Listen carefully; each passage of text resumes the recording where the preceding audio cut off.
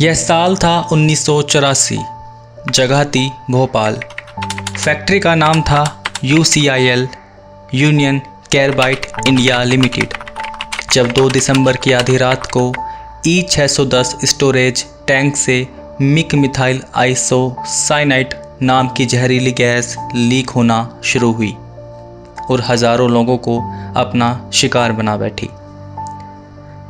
उस रात जब लोग गहरी नींद में सो रहे थे, उन्हें इस बात का इल्हाम भी नहीं होगा कि उनके वातावरण में एक ऐसी गैस मंडरा रही है जो जल्द ही उनकी जान के लिए आफत बनकर खड़ी होगी।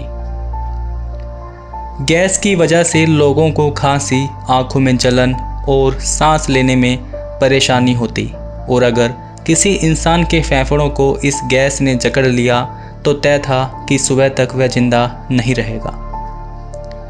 भोपाल में हामिदा अस्पताल के डॉक्टर्स इस बात के गवाह रहे, जिनके पास इसका कोई उपचार नहीं था और जिन्होंने पीड़ितों को अपनी आंखों से तड़पते हुए मरते देखा। महज 3 घंटों के अंतराल में इस गैस की चपेट में आने वालों की संख्या 3000 थी। हाइड्रोजन और कार्बन 2 ऐसी गैसें हैं जिन्हें एनर्जी के लिए इस्तेमाल किया जाता है। ये एनर्जी बूस्टिंग के रूप में काम करती हैं। फैक्ट्रियों से लेकर वाहनों तक कहीं ना कहीं इनका हीटिंग के रूप में यूज़ किया जाता है। लेकिन अगर इन गैसों में कोई जहरीली गैस मिल जाए और यह पर्यावरण में फैल जाए तो इसके परिणाम भयानक हो सकते हैं। भोपाल गैस ट्रेजेडी में ऐसा ही हुआ था। एल्केन हाइड्रोकार्बन का एक भाग है जो साइनाइड और मीथेन से मिलकर बनता है। मिथाइल आइसोसाइनाइड जो एक प्रकार का जहर होता है। UCIL फैक्ट्री का गठन 1969 में हुआ था, जो कीटनाशक यानी पेस्टिसाइड दवाइयों का उत्पादन करती थी। यह कंपनी मिथाइल आइसोसाइनाइड को स्टोर करने के लिए 3 बड़े कंटेनरों का यूज़ करती थी, जो 68,000 लीटर के हुआ करते थे। E610, E611 और E619। लेकिन उनके मेंटेनेंस को लेकर कंपनी बिल्कुल भी गंभीर नहीं रहती थी। साल 1984 के अक्टूबर महीने की बात है जब E610 में लीकेज की समस्या देखी गई, लेकिन इस ओर कोई खास ध्यान नहीं दिया गया। लेकिन दिसंबर तक आते आते इन तीनों कंटेनरों ने काम करना बंद कर दिया था। हैरान करने वाली बात थी कि कंपनी ने तब भी इस मामले को गंभीरता से नहीं लिया, पर उनके इस गैर जिम्मेदाराना और लापरवाही का परिणाम जल्द ही सामने आने वाला था। फैक्ट्री जिस तरह एक जहरीली गैस को प्रोड्यूस कर रही थी, उस तर्ज पर उसके इंतज़ाम बेहद पुख्ता व जोरदार होने चाहिए थे। लेकिन फैक्ट्री ने इन सभी को दरकिनार कर केवल और केवल फ़ायदे के बारे में सोचा। एक ज्वलनशील गैस को ठंडा करने के लिए ना उनके पास कूलिंग फैन था और ना ही अन्य कोई रेफ्रिजरेंट साधन।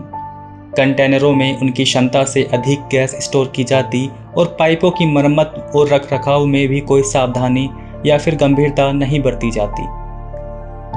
लेकिन जल्द ही इसके परिणाम बहुत भयानक होने वाले थे। वह 2 दिसंबर की घनी, काली और डरावनी रात होने वाली थी जब E611 कंटेनर में पानी चला गया तो वह तेजी से ज्वलनशील गैस के संग हाई टेम्परेचर में बदल गया और इससे रसायन परिवर्तन हुआ, यानी केमिकल रिएक्शन। तुरंत वह जहरीली गैस हवा में लीक होने लगी और गैस का रिसाव जर्जर हो चुके पाइपों से तेजी से बढ़ने लगा। उस दौरान लगभग 40 टन जहरीली गैस भोपाल के वातावरण में घुल चुकी थी। तेजी से बढ़ती इस जहरीली गैस ने सबसे अधिक फैक्ट्री के पास मौजूद बस्ती के लोगों को अपना शिकार बनाया। फैक्ट्री के बाहर लगे आपातकालीन अलार्म ने भी लोगों को आगाह नहीं किया। वहाँ के अधिकारियों और कर्मचारियों ने भी फैक्ट्री से निकलने में भलाई समझी। लोग भारी संख्या में देर रात तकरीबन 2 बजे आंखों में जलन, सांस लेने में तकलीफ, उल्टी, खांसी जैसी शिकायतें लेकर अस्पताल पहुंच रहे थे, और डॉक्टर भी उनकी बीमारी के पीछे के कारण से बेखबर और अनजान थे। लिहाजा लोग मरते जा रहे। लगभग 8 घंटे के बाद इस गैस का असर खत्म होना शुरू हुआ, लेकिन इन 8 घंटों ने शहर में एक ऐतिहासिक त्रासदी को जन्म दे दिया था। एक घटना जिसमें मरने वालों की संख्या सरकारी आंकड़ों के अनुसार 3 से 4,000 बताई गई। हालांकि ग्राउंड पे यह संख्या 15,000 से ऊपर मानी जाती है। इस गैस से हताहत होने वालों की संख्या 50,000 से भी ऊपर थी। इस पूरी लापरवाही का आरोपी फैक्ट्री का सीईओ वॉरेन एंडरसन था। यह दुर्घटना के 4 दिनों बाद अमेरिका से आया और जब उसे लगा कि इस कांड ने एक बड़ी त्रासदी का रूप ले लिया है तो वह वापस अमेरिका चला गया। इसके बाद साल 2014 में 29 दिसंबर को इसके देहांत की खबर जब भोपाल वासियों को लगी तो उनमें जश्न और गुस्से का एक मिला जुला रूप देखने को मिला। लेकिन इस शख्स ने भोपाल जैसे सुंदर शहर पर एक ऐसा धब्बा लगा दिया था जिसके निशान आज भी ज्यों के त्यों हैं। और विडंबना यह है कि इस शख्स को कभी भी इस विभत्स कांड की कानूनी सज़ा नहीं मिली। लोग न्याय मांगते रह गए।